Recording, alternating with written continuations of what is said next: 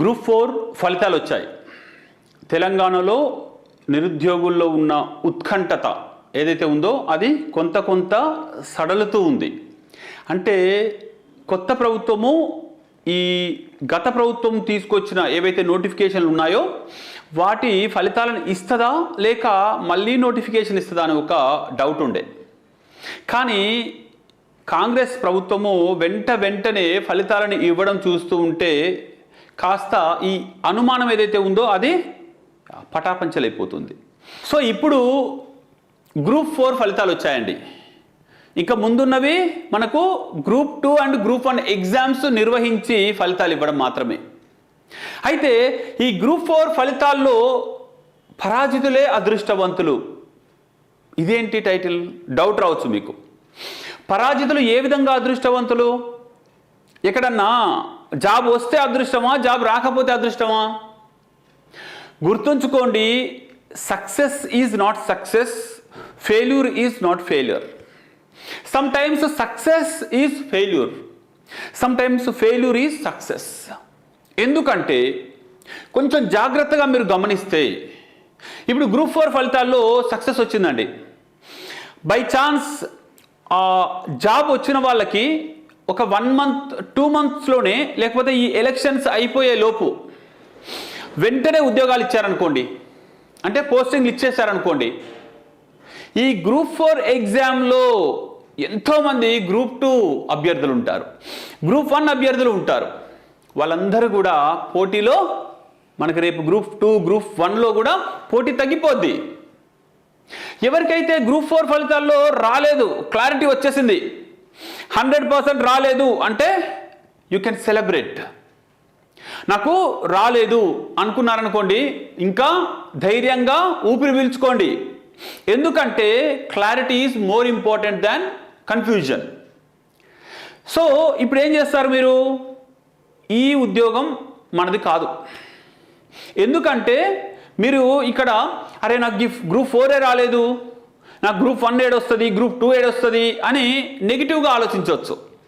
కానీ ఈ గ్రూప్ 4 అనేది మీకు సూట్ అయింది కాదన్నమాట. మీరు దీనికి సూట్ గారు, మీరు ఇంతకంటే ఇంకా ఉన్నత స్థాయి వ్యక్తి అని గ్రూప్ 4 మిమ్మల్ని యాక్సెప్ట్ చేయట్లేదు అని అనుకోండి. ఇప్పుడు ప్రధానమంత్రి మోడీ గారిని వచ్చి గ్రూప్ 4 ఎగ్జామ్ రాపిస్తే పాస్ అవుతారా? పోనీ మన ముఖ్యమంత్రి రేవంత్ రెడ్డి గారిని ఈ గ్రూప్ 4 ఎగ్జామ్ రాయమంటే రాసి పాస్ అవుతారా? సో వాళ్ళ స్థాయి వేరే, సో మీ స్థాయి వేరే. సో నా లైఫ్లో నేను ఒక పాలసీని ఫాలో అవుతానండి. ఏంటంటే మీకు ఏదైతే ట్రై చేస్తారో అది రాకపోతే దానికంటే పై స్థాయిది ట్రై చేయమని అది హింట్ ఇలా చూపిస్తుంది. పైకి, కిందకి కాదు, పైకి వెళ్ళు, ఇది నీది కాదు అని చెప్పినట్టు.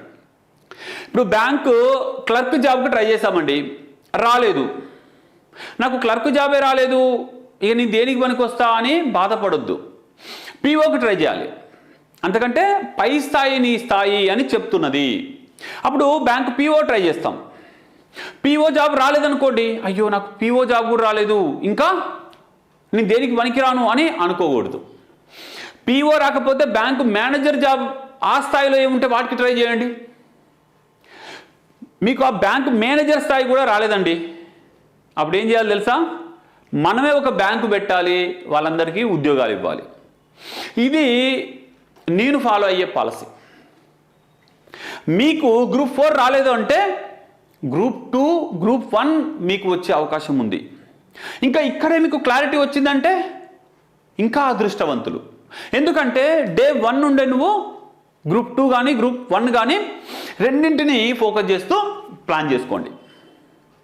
అంతేగాని నాకు గ్రూప్ 4 రాలేదు, అందరికి గ్రూప్ 4 వచ్చిందట, మా ఊళ్ళో అందరూ కూడా చెప్పుకుంటున్నారు, నీకేది రాలే, వాడికి వచ్చింది, కంపేర్ చేస్తున్నారు. Don't worry. ఈరోజు వచ్చిన వాళ్ళకు మీరు కంగ్రాచులేషన్ చెప్పండి, ఎంకరేజ్ చేయండి. ఏదో ఒక రోజున మీరు వాళ్ళకంటే ఉన్నత స్థాయి ఉద్యోగంలో చేరుతారు. అది మీరే శాసించాలి, మీరే దాన్ని సాధించి చూపించాలి. కాబట్టి ఈ సక్సెస్ కాదు, ఈ ఫెయిల్యూర్ కూడా ఫెయిల్యూర్ కాదు. ఇక్కడ గ్రూప్ 4 వచ్చిన వాళ్ళు సెలబ్రేషన్లో ఉండి ఏం చేస్తారండి, గ్రూప్ 2ని గ్రూప్ 1ని నెగ్లెక్ట్ చేయొచ్చు. ఇక కొందరు ప్లాన్స్ వేసుకుంటారు ఏం చేద్దాం లైఫ్లో అని, అవన్నీ వాళ్ళకు డిస్టర్బెన్సెస్ అండి. అదే మీకు గ్రూప్ 4 రాని వాళ్ళకు క్లారిటీ ఉంది, అవమానం ఉంది, బాధ ఉంది. మనసులో ఎవరికైతే అవమానం ఉంటుందో, ఎవరికైతే బాధ ఉంటుందో వాళ్ళు ఖచ్చితంగా ఇంకాస్త ఎక్కువ తపనతో కష్టపడతారు, ఇంకాస్త ఫోకస్డ్గా ప్రిపేర్ అయ్యి గ్రూప్ 2 సాధించి తీరుతారు.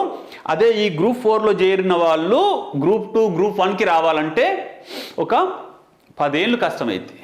10 ఏళ్ళు వాళ్ళు వెయిట్ చేయాల్సి వస్తుంది. వెంటనే గ్రూప్ 1 గ్రూప్ 2 కొట్టే అంత ఈజీ ఉండదు. వాళ్ళు జాబ్లో చేరారు అనుకోండి, కథం, మీకు ఇంకా కాంపిటీషనే ఉండదు. కాబట్టి ఎయిమ్ బిగ్. గ్రూప్ 4 కాదండి, మీరు గ్రూప్ 4కు సంబంధించిన వ్యక్తులే కాదు, మీరంతా డిఫరెంట్ లెవెల్. మీరు గ్రూప్ 2 కానీ గ్రూప్ 1 కానీ ఆ స్థాయి వ్యక్తులు. మిమ్మల్ని మీరు అట్లా ఊహించుకోండి, అప్పుడే మీరు వండర్స్ క్రియేట్ చేస్తారు. వీళ్ళందరూ రేపు మీ వైపు గొప్పగా చూసేలాగా చేసుకోండి. All the best.